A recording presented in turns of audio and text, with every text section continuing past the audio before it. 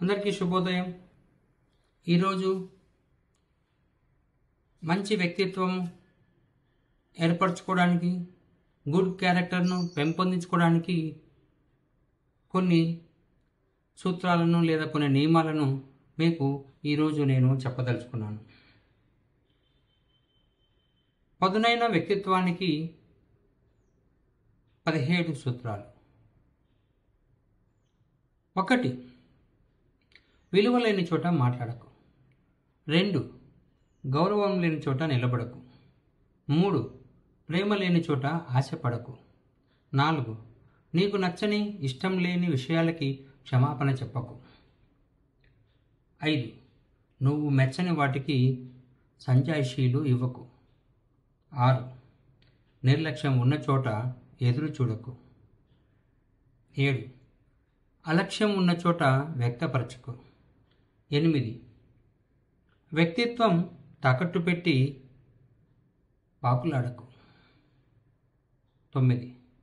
ఆత్మగౌరవం పణంగా పెట్టి ప్రేమించకు. 10. చులకనగా చూసే చోట చొరవ చూపకు.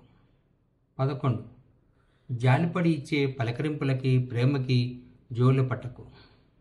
12. భారం అనుకునే చోట భావాలు పంచుకోకు. 13. దూరం నెట్టేసే చోట దగ్గరవ్వాలని ప్రయత్నించకు.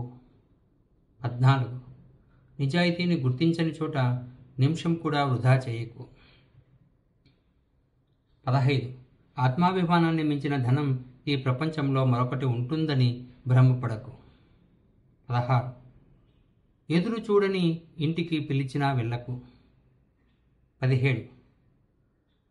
నీది కాని దేని మీద నిన్ను తినేసేంత ప్రేమ అభిమానం పెంచుకోకు. ఈ 17 సూత్రాలను ఎవరైతే పాటించగలుగుతారో లేదా ఆచరించగలుగుతారో లేదా వాటిని మనసులోనే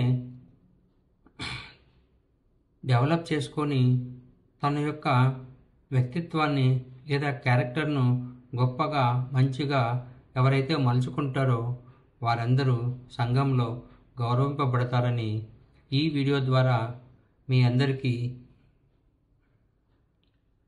కొన్ని సూత్రాలు మీకు తెలియజెప్పడం జరిగింది.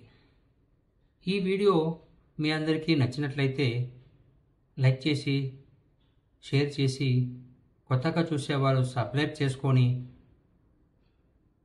ఈ వీడియోను మీరందరూ ఆదరిస్తారని కోరుకుంటూ మీ అందరి చేత